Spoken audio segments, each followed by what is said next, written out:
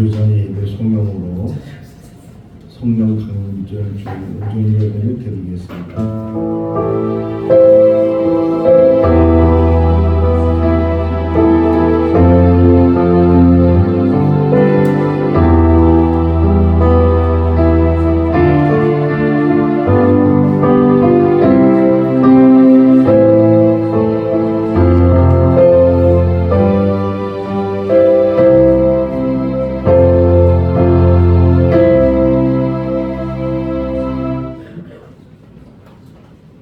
오직 성령이 너희에게 임하시면 너희가 권능을 받고 예루살렘과 온 유대와 사마리아와 땅끝까지 이르러 내 증인이 되리라.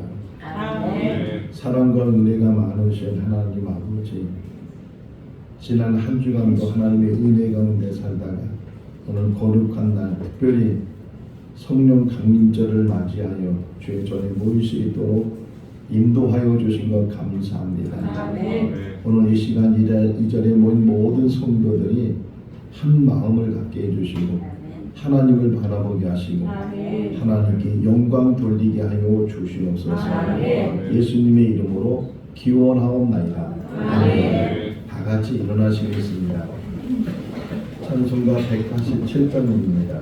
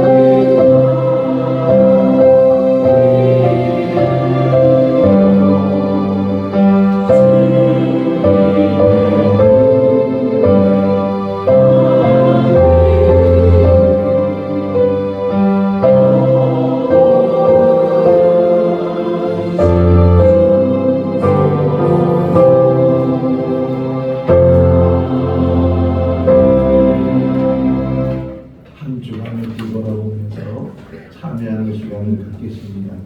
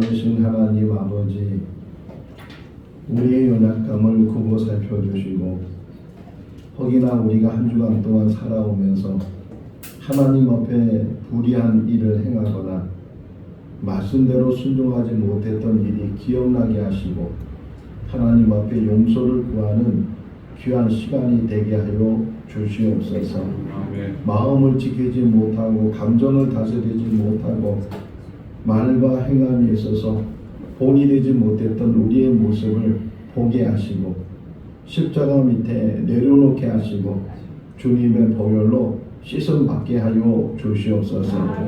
오늘 이 시간 이 자리에 모인 모두가 새로워지게 하시고 하나님의 사랑으로 다시금 인침받게 하여 주시옵소서. 우리를 구원하신 예수님의 이름으로 기도하옵나이다. 아멘. 사도신경으로 신앙을 고백합니다. 나는 전능하신 아버지 하나님 천지의 창조주를 믿습니다. 나는 그의 위대하신 아들 우리 주 예수 그리스도를 믿습니다. 그는 성령으로 잉태되어 동정녀 마리아에게서 나시고 본디오 빌라도에게 고난을 받아 십자가에 못 박혀 죽으시고 장사인 지 사흘 만에 죽은 자 가운데서 다시 살아나셨으며 하늘에 오르시어 전능하신 아버지 하나님 우편에 앉아 계시다가 거기로부터 살아있는 자와 죽은 자를 심판하러 오십니다. 나는 성령을 믿으며 거룩한 공교회와 성도의 교제와 죄를 용서받는 것과 몸의 부활과 영생을 믿습니다. 아멘. 자리에 앉으시겠습니다.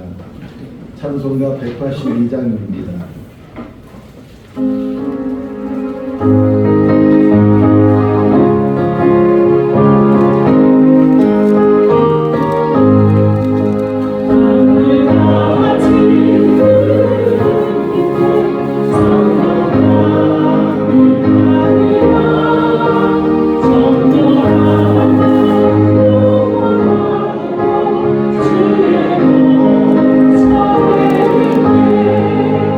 주님 주신 참된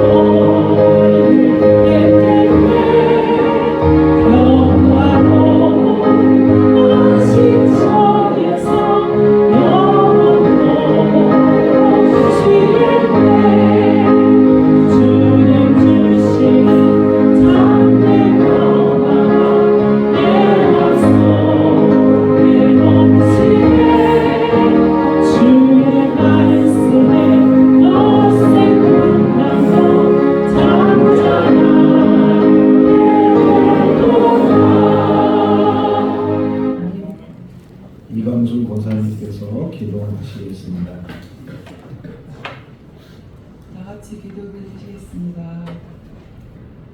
사랑과 자비의 하나님 아버지, 이 안식일에 하나님의 전에 나와 지난 한 주의 삶을 내려놓습니다. 한 주간 세상에서 살아가면서 알게 모르게 지은 죄를 하나님 앞에 고백하며 용서와 은혜를 구합니다. 아멘. 우리의 심령을 감찰하시는 하나님, 진실한 회개의 마음을 가진 성도들의 죄를 씻어주시고 마음이 청결한 자는 복이 있나니 그들이 하나님을 볼 것이라 하셨으니 이 시간 우리에게 은혜와 자비를 베푸사 하나님의 뜻을 따르는 삶을 살아가게 하옵소서. 마음이 경건하고 완악하지 않도록 도와주시고 온유하고 부드러운 예수님의 성품을 닮아가는 우리들이 될 수 있도록 도우시고 인도하여 주시옵소서.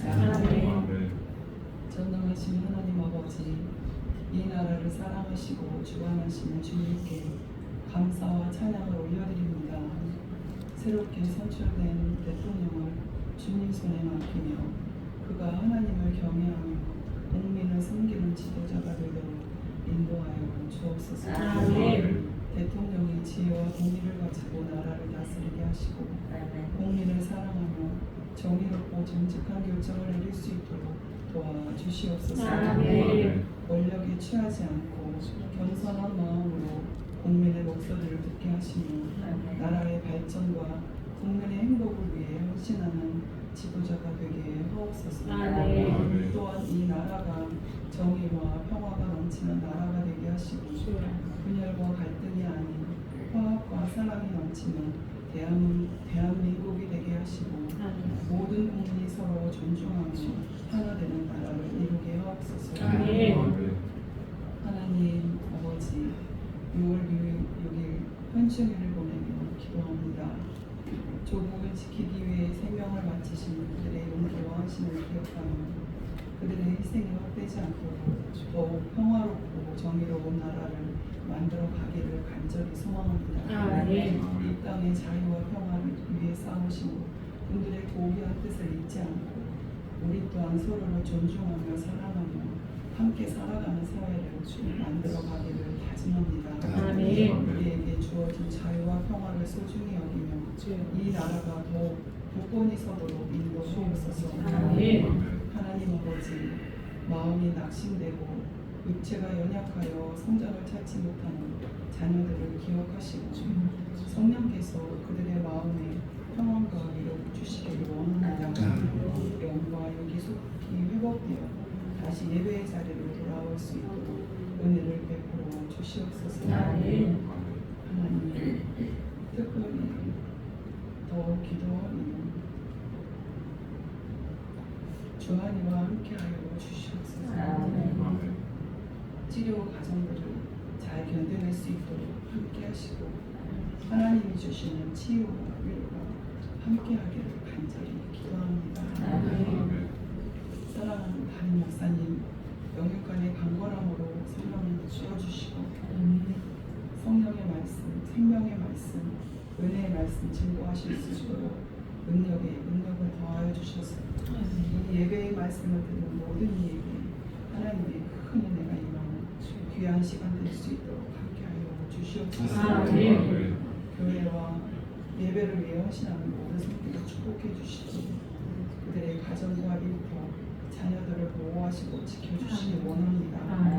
전교인 찬양대를 이끌어가시는 전도사님을 축복하여 주시고 전교인 찬양대가 올려드리는 찬양이 하나님께서 기뻐 받으시는 향기로운 제사가 되기를 소망하는 예수님의 이름으로 기도합니다.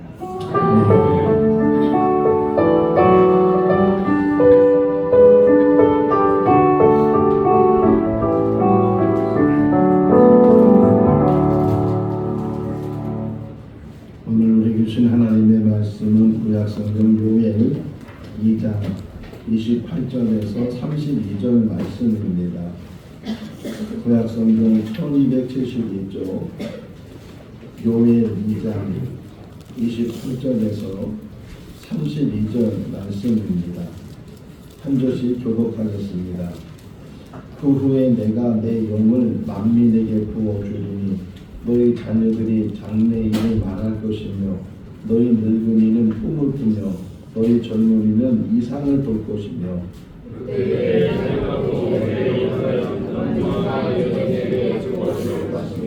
내가 이적을 하늘과 땅에 베풀리니 곧 피와 불과 용기 기둥이라.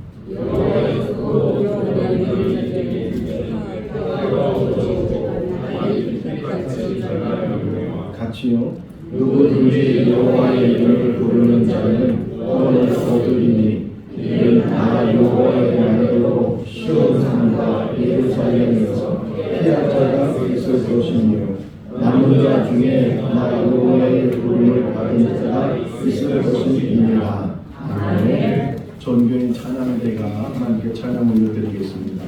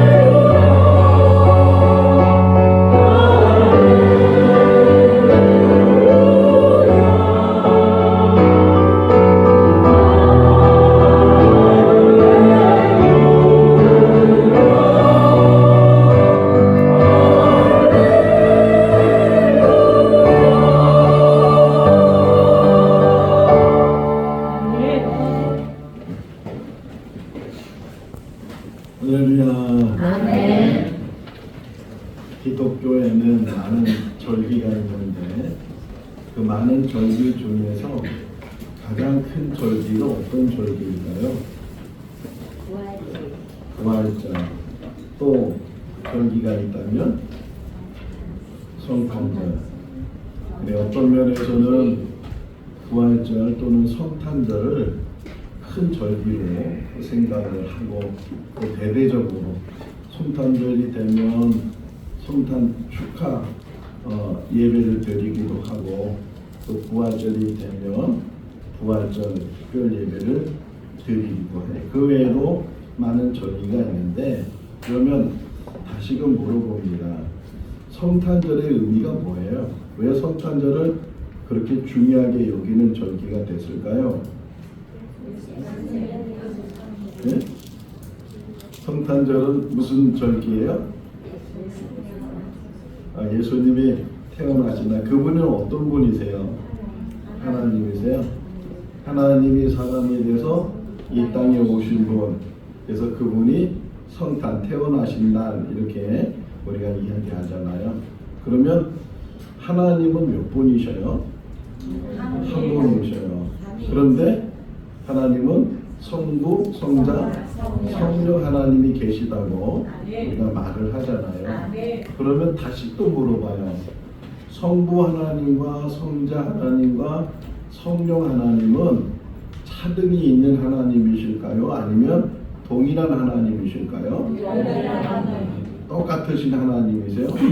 성부 하나님이나 성자 하나님이나 성령 하나님이나 똑같은 하나님이시라면 성자 하나님이 오실 때는 대대적으로 기념하고 또 많은 행사를 갖는데 거기에 비해서 성령 하나님이 오실 때에는 저부터 시작해서 우리 성도들이나 교회들이 성탄절보다는 덜 생각하고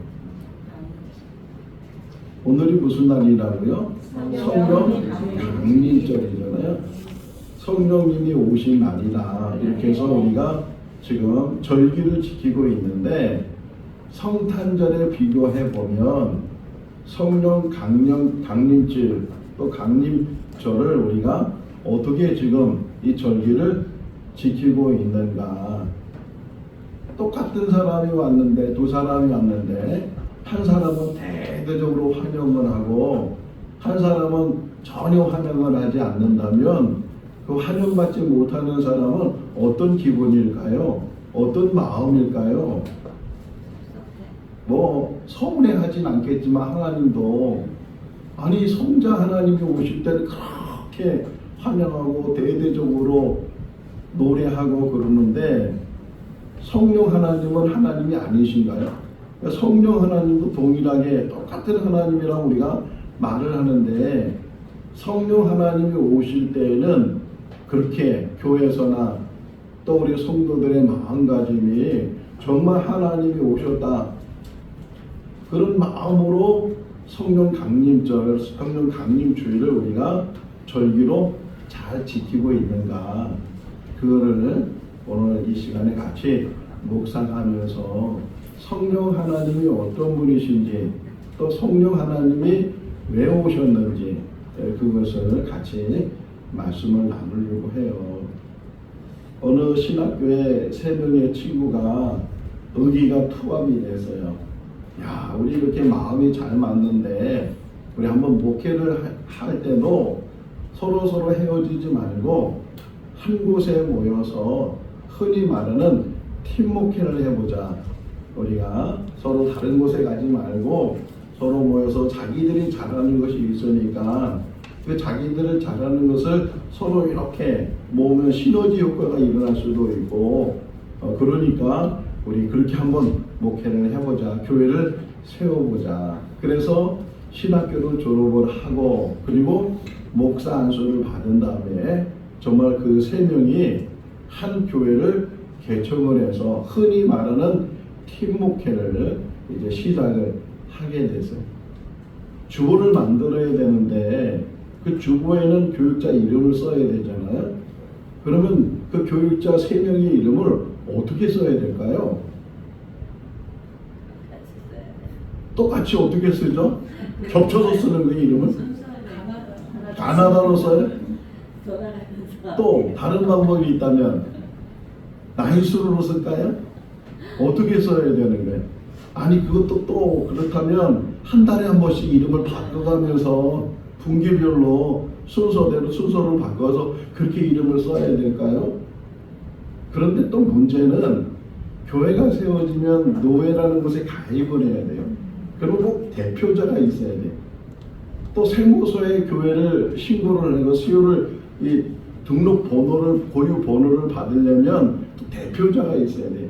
그러니까 세 사람 이름을 써서는 안 되고 그 세 사람 이름 중에 한 사람 이름을 써야만 되는데 그러면 그 누가 대표자가 되겠어요? 결국은 팀 목회한다고 셋이 모였다가 또 성도들도 마찬가지예요.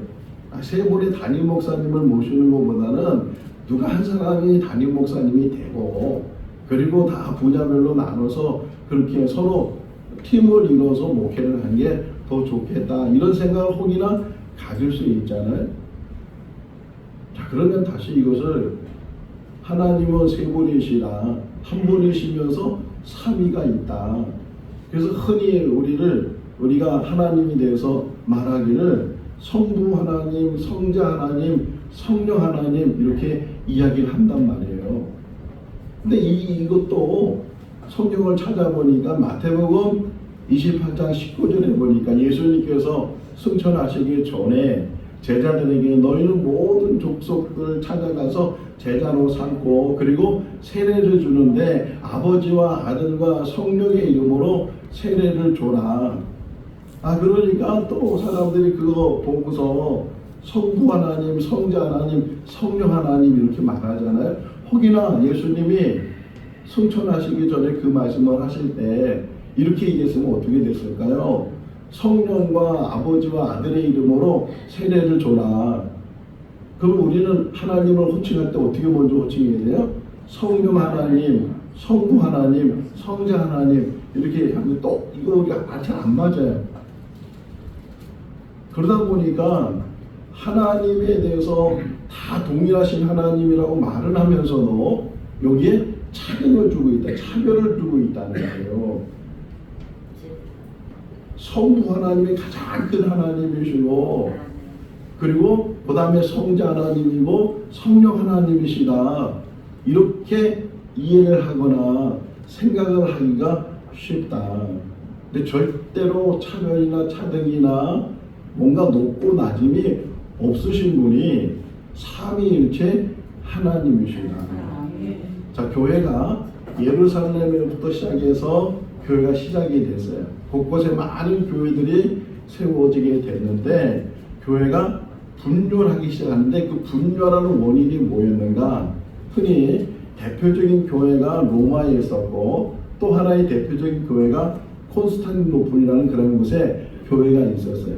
로마에 있는 교회를 서방교회라고 하고 콘스탄티노플에 있는 교회를 동방교회로 하는데 이 서방교회와 동방교회가 교리적인 차이를 갖게 됐어요. 어떤 교리적인 차이였느냐?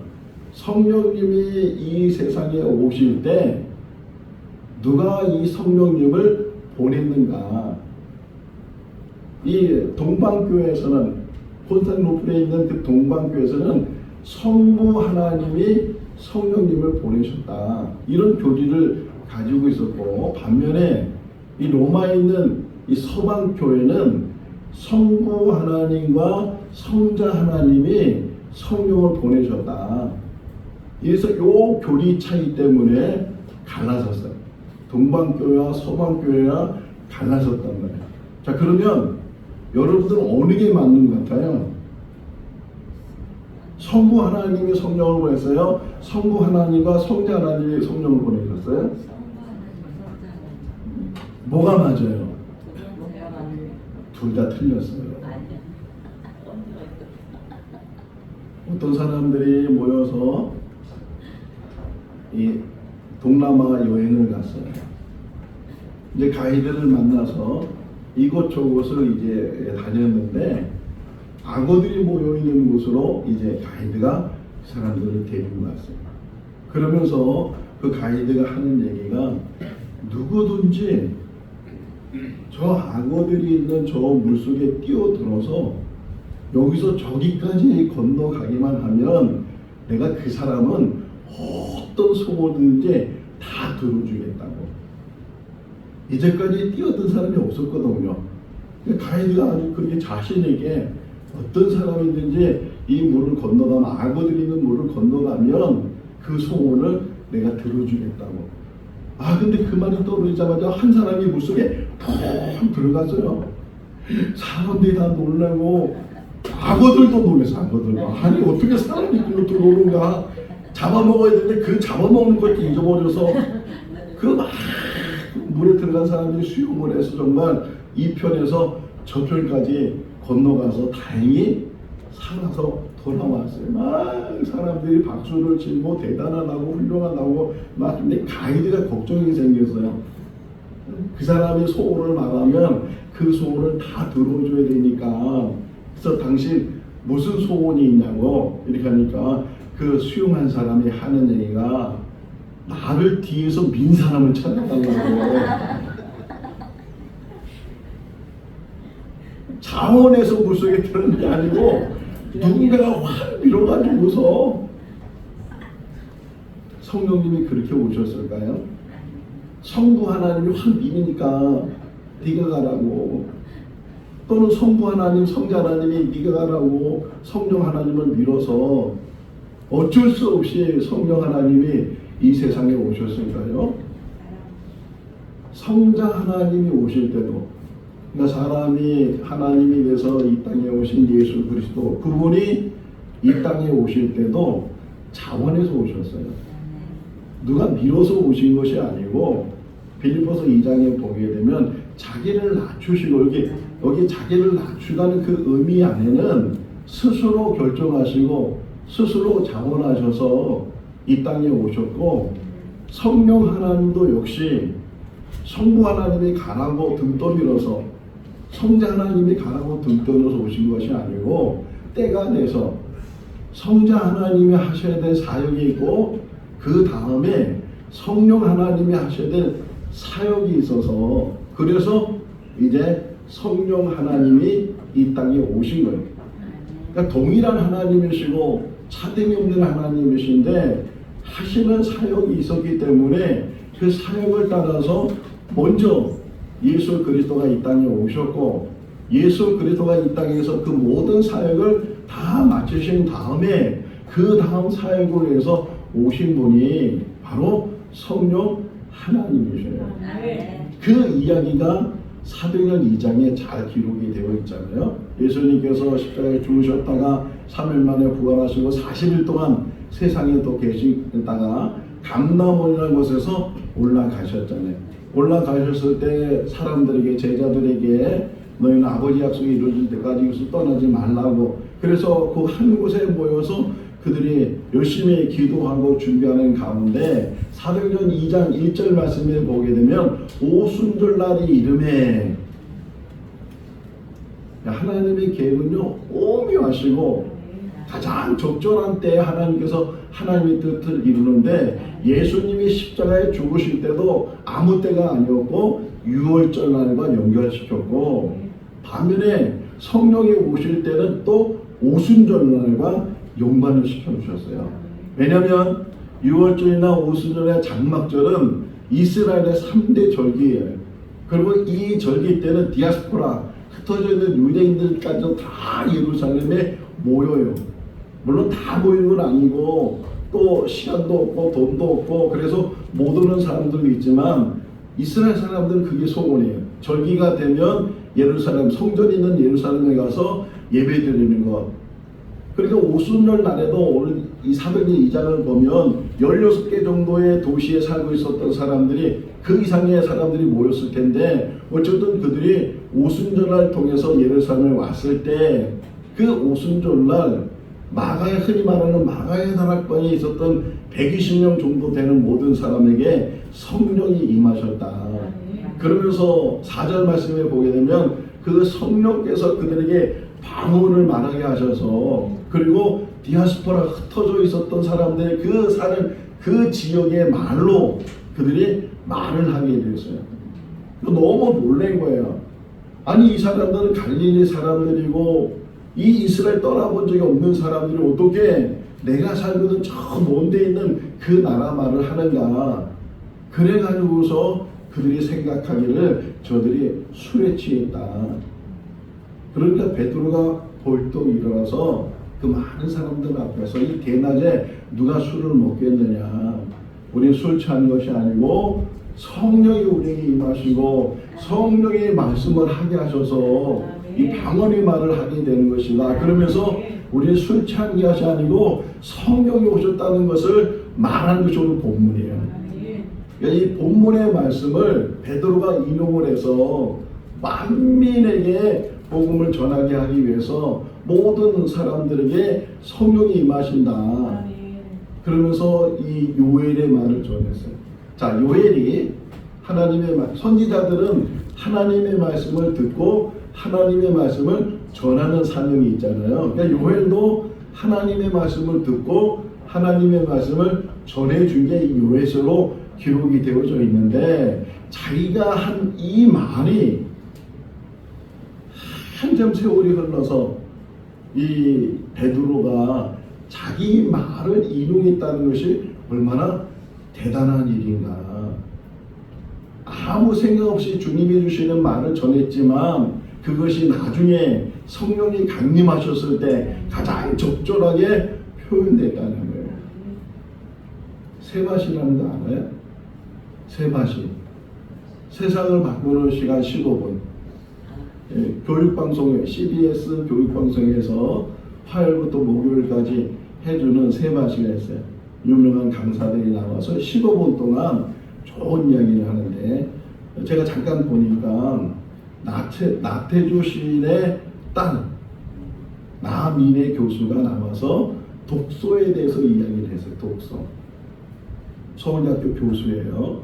그 나민의 교수가 독서에 대해서 이야기하면서 참 감동받는 게 뭐지? 대부분 우리 생각은 독서하면은 책을 전체를 다 읽고 다 이해해야 된다고 생각하지만, 그분이 얘기해주는 이야기는 뭐냐면, 책 한 권을 읽고 그 책 한 권 속에서 한 문장만 잘 만나도 그 사람은 수지 맞았다는 거예요. 그러니까 다 이해하려고 하지도 말고 또 한 권 읽었는데도 못 만나는 경우가 있다는 거예요. 대신에 어떤 말씀이 딱 문장이 들어오면 그 문장에 딱 꽂혀지는 게 있는데, 그 꽂혀지는 그것은 바로 자기에게 귀한 만남이 되고 자기 문장이 되고 자기 삶을 변화시키는 그런 문장이 된다는 거예요. 성경 읽을 때도 마찬가지예요. 성경을 다 이해하려고 하지 말고 그 성경을 읽다가 자기에게 딱 감동이 되고 은혜가 되고 딱 들어오는 그런 말씀이 있다는 거예요. 그 말씀을 자기 것으로 만나면 그가 바로 그게 참된 독서라는 거예요. 고려시대 장군 최영을 알아요? 잘 모르죠? 근데 황금을 돌같이 보라, 이 말을 알아요, 몰라요? 그래요. 최영 장군을 모르는데 그 말은 누가 했다고요? 최영 장군이 했다는 거예요. 한 문장, 바로 베드로가 이 오순절날 성령을 받고 사람들이 술 취했다고 오해하고 있을 때 이제 하나님의 말씀을 전하는데, 그 하나님의 말씀을 전하면서 바로 이 요엘 2장 28절에 29절에 이 말씀을 붙들고서 이 말씀을 통해서 성령이 임하신 것을 사람들에게 전해주는 거예요. 자, 예수님이 40일 동안 금식을 하고 사단이 나타나서 시험을 해요. 그 40일 동안 아무것도 먹지 못한 예수님에게 돌들을 가지고 떡을 만들라고. 그때 예수님이 하시는 말씀이 사람이 떡으로만 살 것이 아니고 하나님 입에서 나오는 모든 말씀으로 살아야 한다고 말씀하셨잖아요. 그게 신명기 8장 3절에 나와요. 성경 전체를 가지고 말하는 것이 아니고 어떤 한 부분, 한 요절, 한 문장, 한 단어, 그것이 때로는 우리에게 큰 힘이 될 수가 있다. 학가다가 그거예요. 지금 우리 교회가 6월달부터 시작하는 이 학가다가 우리가 성경 전체를 이해하거나 성경 전체를 암송하는 것이 아니고 그 중에서 몇 문장이라도 그 문장을 붙들고서 계속 읊조리고 계속 입으로 말하고 그것을 머리에, 그것을 마음에, 그것을 입술에 계속 두기 시작하면 그 말씀이 언젠가는 어느 때는 그것이 큰 힘이 될 것이다. 요엘에 나오는 이 말씀도 마찬가지예요. 자, 그럼 다시 한번 28절 29절 말씀을 보면 만민에게 주시대. 만민에게. 그러면서 하는 얘기가 자녀들에게 또는 늙은이에게, 나이 많은 사람들 말하는 거죠. 젊은이들에게. 더 나아가서는 29절에 보게 되면 남종과 여종에게 성령을 부어주신다. 그러니까 성령은 모든 사람들에게 부어주시는 거다. 남녀노소 차별 없이 남자든 여자든 어리든 나이가 많든 부자든 가난한 사람이든 그 모두에게 성령이 임하신다. 오늘 이 자리에 모인 우리들에게도 다 다른 사람들이 모여 있지만 성령이 임하시는 건 동일하게 성령이 임하시게 되는 줄로 믿습니다. 말씀을 묵상하면서 이걸 어떻게 설명하면 더 잘 설명이 될까 그러다가 생각한 게 뭐였냐면 자동차를 만드려면 첫 번째 있어야 될 게 뭔지 아세요? 엔진? 설계도예요. 설계도가 있어야 그것을 통해서 이제 자동차를 만들잖아요. 설계도를 보면서 큰 틀을 만들어요. 거기에 이제 조립을 해요. 부품들은 다 조립을 하고 우리 박사님 말한 것처럼 다 중요한 엔진을 그 차로에 딱 올려요. 그런 다음에 외형 문을 달고 곧 외형을 다 이제 해요. 그리고 바퀴를 껴요. 맨 마지막에 바퀴를 껴요. 자, 자동차를 다 만들었어요. 그러면 그 자동차를 어떻게 해야 돼요? 그 다음에 아무리 자동차를 잘 만들어도 연료통에 기름이 안 들어가면 무용지물이라는 거예요. 그걸 어떻게 제가 해석했냐면 예수님의 십자가의 죽으심은 엔진을 만든 거다. 엔진. 예수님의 부활은 차의 모든 외형들을 다 만들어 놓은 거다. 바퀴는 뭐냐? 바퀴가 바로 우리들이야. 움직이는 우리들. 그 모든 걸 다 이루어져도 연료가 안 들어가면 그 차는 쓸 수가 없고, 가장 마지막 순서가 뭐냐? 다 있어야 되지만 가장 마지막 순서는 연료를 집어넣는 거다. 이게 성령이에요. 왜 성령이 마지막에 오셔야 되고 마지막 성령이 하는 사역이 뭐냐? 그 차를 이제 다 만들었으면 그 차를 움직이도록, 바퀴가 돌아갈 수 있도록, 어디든지 갈 수 있도록, 물건을 실어서 나눌 수 있도록, 복음을 실어서 저 땅끝까지 갈 수 있도록 그 일을 하는 것이 바로 성령이 연료를 채우는 거다. 1번, 2번, 3번 중에 여러분이 어느 게 좋은지 한번 택해 보세요. 1번, 연료통에 기름이 조금 있다. 2번, 연료통에 기름이 중간 있다. 3번, 연료통에 기름이 가득 있다. 몇 번이에요? 알긴 잘하겠지. 그래서 항상 성령 충만해야 되거든요. 그래서 어떤 사람에게 성령이 조금 들어가 있는 분이 있고, 어떤 사람이 중간 정도 들어가 있는 분이 있고, 어떤 사람에게 가득 들어가 있는 분이 있어요.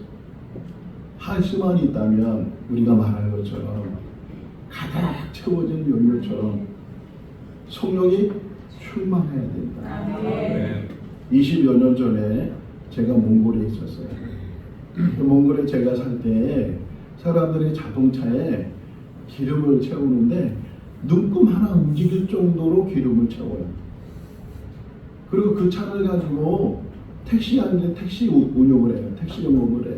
사람 태워가지고서 어디까지 가면 얼마 이렇게 받아서 그게 택시로 해요. 근데 가다가 멈추는 거예요. 왜? 기름이 떨어지니까. 가다가 딱 멈추면요, 트렁크 열어가지고서 빈 페트병 있죠? 그것도 들고 혼자 주유소 뛰어 달려가. 주유소 거기 그 페트병에다가 휘발유 받아가지고서 그것도 막 와가지고서 또 연료통에 붓고 그다음 또 운전해서 또 가고 그래요. 왜 그럴까요? 왜 조금씩 연료를 넣고 다닐까요? 돈이 없는 거예요. 돈이 가득 채우고 싶어도 가득 채울 만한 돈이 없으니까 그나마 조금씩 채워놓고 돈 받아서 영업해가지고서 그 돈 벌면 또 기름 채우고 그렇게 살았던 사람들이 많이 있었어요. 만약에 이 성령의 연료를 우리가 돈으로 산다면 얼마의 돈이 있어야 채울 수 있을까요? 흔히 우리 일본은 안 쓰잖아요. 만땅. 옛날에는 만땅이라고만 얘기를 하는데 가득 채워주세요. 기록 좀 얘기하는데 정말 성경을 가득 채울 수 있는 그 돈이 얼마나 있어야 이렇게 가득 채울 수 있을까요? 이 이야기가 사도행전 8장에 나와요. 예루살렘 교회가 핍박을 받고 흩어지기 시작했어요.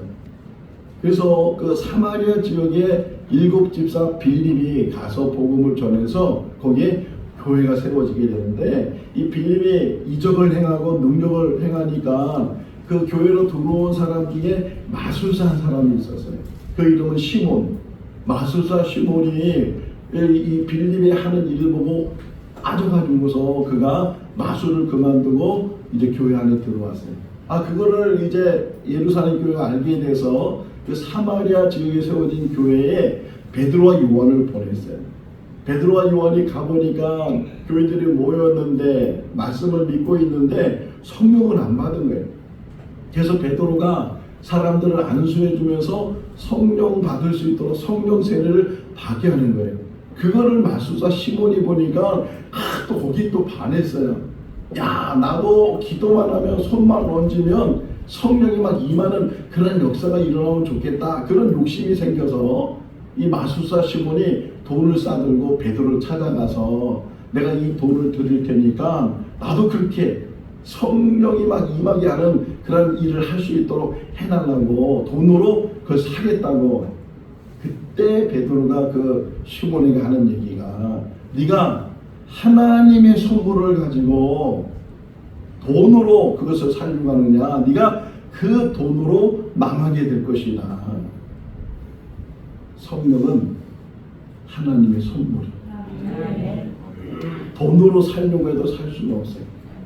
거저 주시는 거예요. 다만 사도행전 2장 38절 말씀에 보게 되면 성령을 선물로 받는 방법이 나와요. 베드로가 막 3,000명, 마음에 찔리는 3,000명에게 우리가 어떻게 하면 좋냐 이렇게 말을 하고 있을 때 그들을 향해서 하는 얘기가 너희가 회개해라. 그리고 예수님의 이름으로 죄사함을 받아라. 그러면 너희는 성령을 선물로 받게 될 것이다. 회개하고 죄사함을 받게 되면 하나님 앞에 온전히 돌이키면 그때서 값으로 살 수 없는, 돈으로 살 수 없는 그 성령을 선물로 우리가 받게 될 것이다. 대학을 가면 필수와 선택이 있어요. 공부를 할 때 공부를 할 때 과목을 정하는데 그런데 필수는 반드시 해야 되는 거예요. 선택은 해도 되고 안 해도 되고. 그래서 학점이 다 모아지면 졸업을 할 수가 있어요. 성령이 우리에게 임하는 것은 필수일까요? 선택일까요? 하면 제가 늘 하는 얘기 알기는 잘. 성령은 누구에게 임하고 누구에게 임하지 않아도 되고 그런 선택이 아니에요. 교회 다니는 그 순간부터 기독교인이 된 그 순간부터 어떤 직분을 갖든지 모든 사람들은 성령이 임해야 되고 더 나아가서는 성령이 충만해야 된다. 성령이 임하고 성령이 충만한 삶이 우리 삶이 돼야 된다 하는 것을 성경은 누차 우리에게 가르쳐주고 있어요. 이 성령 강림절이 성령 강림 주일이 바로 이것을 다시금 우리에게 말씀해 주는 것이고 매주마다 모여서 예배드리는 이유 중에 하나가 갈 때는 연료를 채워라.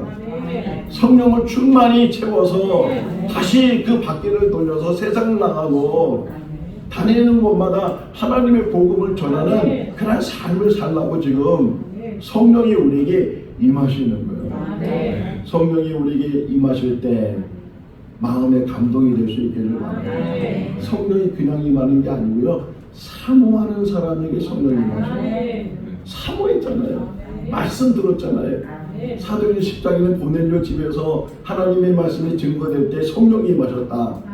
그러니까 기도할 때 성령이 임하고, 말씀 들을 때 성령이 임하고, 사모할 때 성령이 임하게 된다. 예수님 산상수훈 말씀 중에 구하라, 찾으라, 문을 두드리라, 이 얘기 나오죠. 구하라, 찾으라, 문을 두드리라. 이걸 또 설명해줘요.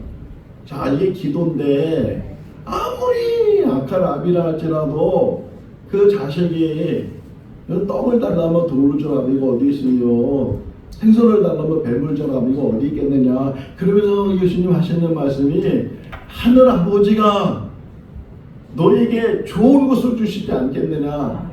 요게 마태복음에 나와요.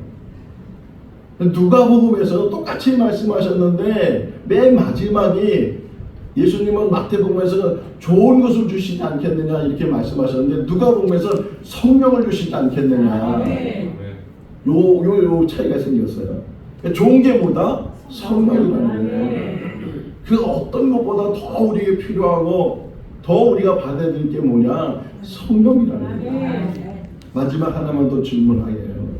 자, 예수님이 이 땅에 오셨고 성령님이 이 땅에 오셨어요. 예수님과 성령님의 차이가 뭘까요?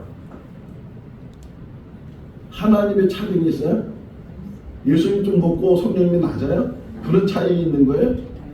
자, 예수님과 성령님의 차이가 있어요. 뭐 질문이 좀 애매하죠?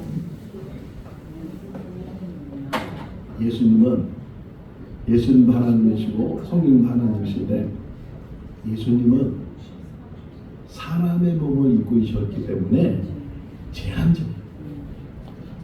시간과 공간에 제한을 받으셨어요.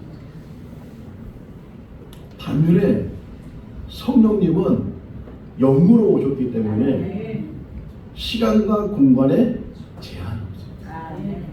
그러니까 예수님은 당신이 있는 곳에 있는 사람들만 만날 수 있어요. 반면에 성령님은 여기서 지금 우리를 만나실 뿐만 아니라 저 반대편에 있는 미국이나 다른 그 어떤 곳에서도 동시다발적으로 만날 수 있는 분이 성령님이십니다. 제한이 없으신 분이에요. 그 성령이 지금도 우리와 함께 하시는 줄 모르겠습니다. 성령 충만하고, 또 한 가지만 말씀을 드린다면, 자, 연료 얘기했으니까 한 번 기름을 채우면 얼마쯤 갈까요? 평생 가나요? 아니요. 다니다 보면 또 바늘이 막. 성령도 마찬가지예요. 작년에 성령 충만했다고, 10년 전에 성령 충만했다고, 내가 젊었을 때 성령 충만했다고, 지금도 성령 충만한 게 아니라는 거예요. 작년에 성령 충만한 그 사람은 다시금 오늘도 성령 충만의 사모함을 가지고, 성령 충만함의 체험을 가지고, 그래서 오늘도 성령 충만하게 나간 얼굴 보면 알아요. 예배들을 끝날 때 보면 그 들어왔던 얼굴 그대로 가는 사람은 채우지도 못하게 그냥 가는 사람이야. 그냥 막 고민하고 힘들어하고 막 지치고 그러는데, 예배 끝나고 나서는 정말 삶이 바뀌어요. 지난 수요일 날 우리 이강래 전사님 잠깐 간증했는데 참 힘들었다는 거예요. 마음이 어떤 사람과의 통화 속에서 마음이 참 힘들고 불편했어요. 근데 예배 전에 찬송하면서 그게 다 사라졌어요. 찬송하는 가운데, 말씀 암송하는 가운데 내에 있는 근심들이 다 사라졌어요. 성령 충만이는 내 안에 있는 모든 것들을 다 씻어내버려요. 근심과 걱정과 염려와 두려움과 그 모든 것들을 다 씻어내는 것이 성령이에요. 들어올 때는 큰 근심을 가지고 들어와도 나갈 때는 정말 자신 있는 마음으로 당당하게 새 힘을 얻고 성령 충만해서. 오늘 그 요절이 뭐예요? 고린도서 10장 31절 있죠? 그래서 너희가 먹든지 마시든지 무엇을 하든지 다 하나님의 영광을 위하여 하라. 할렐루야. 이제 먹든지 마시든지 무엇을 하든지 나는 하나님의 영광을 위해 살겠다. 이 성령 충만이에요. 우리의 삶이 바뀌고 우리의 얼굴이 바뀌고 우리의 모든 것들이 바뀌는 것이 성령 충만이다. 매주마다 매일마다 매 순간마다 성령 충만한 우리 모두가 다 될 수 있기를 주님의 이름으로 축원합니다. 사랑과 은혜가 많으신 하나님 아버지, 성령 강림 주일을 맞이했지만 성령님이 하나님이신 것을 우리는 고백하지 못하고 또 깨닫지 못할 때가 많이 있습니다. 성자 하나님이나 성령 하나님이나 동일한 하나님이시고 똑같은 하나님이신 것을 다시금 깨달을 수 있도록 도와주셔서 성령 강림절을 더 귀하게 여기게 하시고 영으로 이 세상에 오신 하나님을 만나는 우리들 되게 하여 주시옵소서. 우리를 변화시키고 우리를 하나님의 사람으로 또 사명자로 세우시기 위해서 성령이 오신 줄로 믿습니다. 연료를 채워야 자동차가 움직이는 것처럼 성령이 충만해야 주님의 일을 감당할 수 있는 줄로 믿습니다. 생거 진척의 모든 성도들 한 사람 한 사람이 성령 충만하게 하시고 이 땅에 사는 날 동안 성령께서 하시는 사역의 도구로 쓰임받게 하여 주시옵소서. 예수님의 이름으로 기도하옵나이다. 아멘. 찬송하시겠습니다. 185장 하시면서 봉헌하시겠습니다.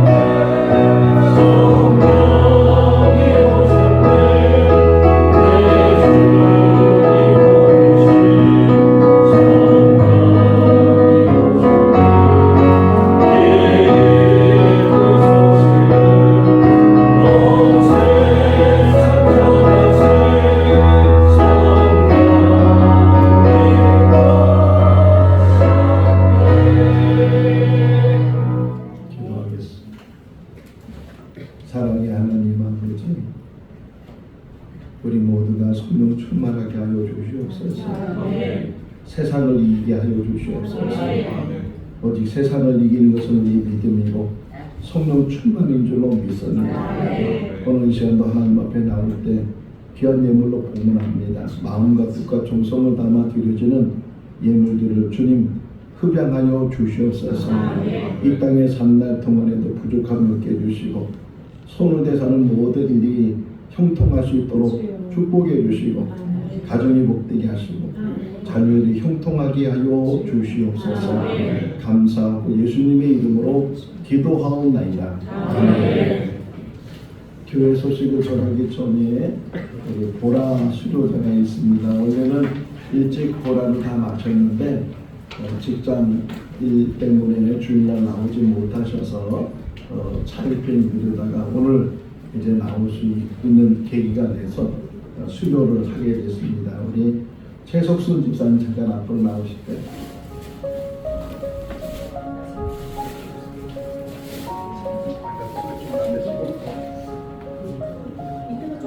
수료증 13호 이름 최석순 집사 강사 주기경. 최석순 집사는 보라스님과 8주 가정을 수료할기에 이 수료증을 수료합니다. 2025년 6월 8일 서인거 진천교회 담임목사 김문호.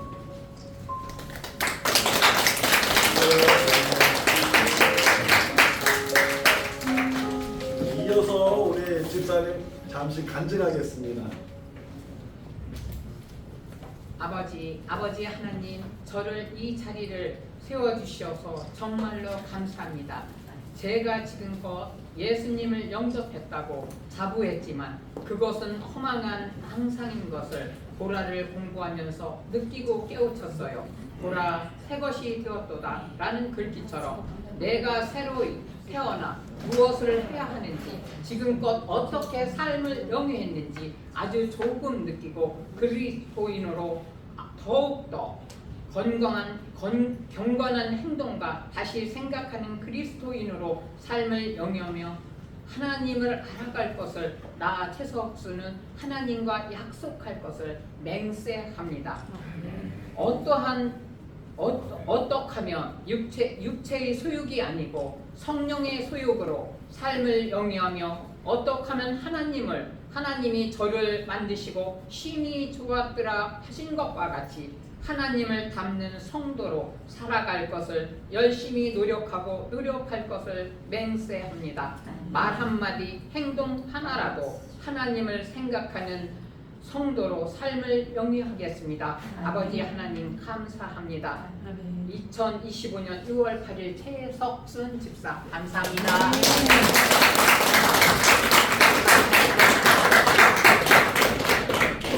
옆에 서서 말한다는 게 얼마나 떨리는지 몰라요. 청심만 안 되셨죠? 잘하시네요. 너무 잘하셨어요. 감사합니다.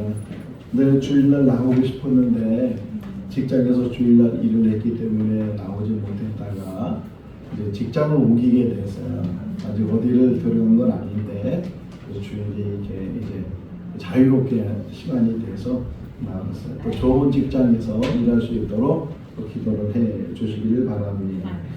주보에 보면 암송 구절이 있습니다. 짧은 게 다 외우셨을 텐데 고린도서 10장 31절 그런즉 너희는 먹든지 마시든지 무엇을 하든지 하나님의 영광을 먹어 하라. 아멘. 다음 주는 뭐예요? 고린도서 1장 18절 짧죠? 그것도 한번 묵상하시고 요절 하나 뽑겠습니다. 우리 최석순 집사님 요절 하나 뽑으시고 자, 뽑는 동안에 우리 한번 고린도서 1장 18절 읽어보겠습니다. 십자가에 도가 멸망하는 자들에게는 미련한 것이요 구원받는 우리에게는 하나님의 명령이라. 이게 다 지금 우리 학가다에 나오는 요절들이에요. 그래서 학가다를 좀 잘 보시면 요절들을 잘 우리가 묵상할 수 있을 것 같습니다. 데살로니가전서 5장 16절 18절 잘 알고 있는 말씀인데 이 정도 우리가 같이 암송하도록 하겠습니다. 오늘 성령 강림 주일이고 오늘 말씀 주신 것처럼 성령 충만해야 되고 누구에게나 성령이 임하셔야 된다. 성령 충만은 선택이 아니고 필수다. 이것을 늘 기억하면서 성령 충만한 우리들이 될 수 있기를 바랍니다. 점심 식사 후에는 거리전도 버스킹을 하고 있는데 뭐 몇 분이 참석하지 못하지만 최선을 다해서 복음을 전하고 있습니다. 같이 기도해 주시고 또 참여해 주시길 바라고 지난 주일부터 우리가 학가다를 하는데 6월 한 달 동안에 학가다 1번에서 10번까지 우리가 암송하기로 했어요. 집에서든지 특별히 학가다를 하는 목적은 식탁 공동체, 가정에 있는 식탁 공동체를 말씀으로 세워나가기 위해서 학가다를 하니까 혼자 해도 되고 부부끼리 해도 되고 또 부모와 자녀들끼리 같이 해도 되고 열심히 학가다를 참여해 주시고 또 이걸 보니까 많이 선물하더라고요. 알고 있는 사람들이 선물하는데 혹 필요하신 분들은 우리 김봉희 목사님에게 얘기하시면 필요한 대로 우리 학가다 교재를 준비해 드리도록 하겠습니다. 우리 그 김연아 권사님 남편 되시는 박지호 전사님이 어제 일을 하시다가 손 그라인더에 손이 이렇게 패여서 그래서 인대가 끊어졌다고 하더라고요. 그래서 인대 봉합 수술을 급하게 하게 되고 통원 치료를 한다고 하는데 우리 빨리 나을 수 있도록 위해서 기도를 해주시고 또 김연아 권사님도 지금 왼손이 조금 이렇게 마비가 와서 이렇게 손 사용하는데 좀 어려움을 겪고 계시는데 김연아 권사님도 속히 회복될 수 있도록 위해서 기도를 해 주시길 바랍니다. 저는 오늘 오후에 한 4시쯤에 우리 총목회 모임이 있어서 갔다가 내일 오게 되는데 내일 새벽은 개인 묵상을 하실 수 있기를 바랍니다. 다 같이 일어나셔서 찬송가 171장 1절 하시겠습니다.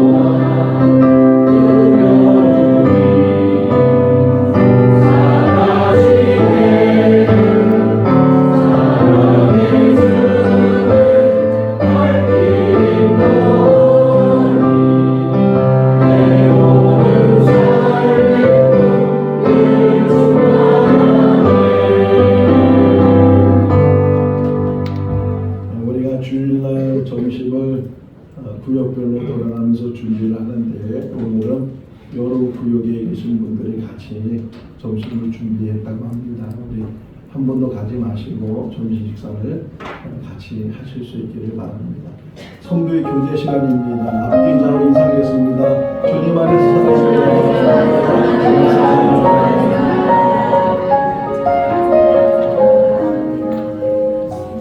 축도하겠습니다.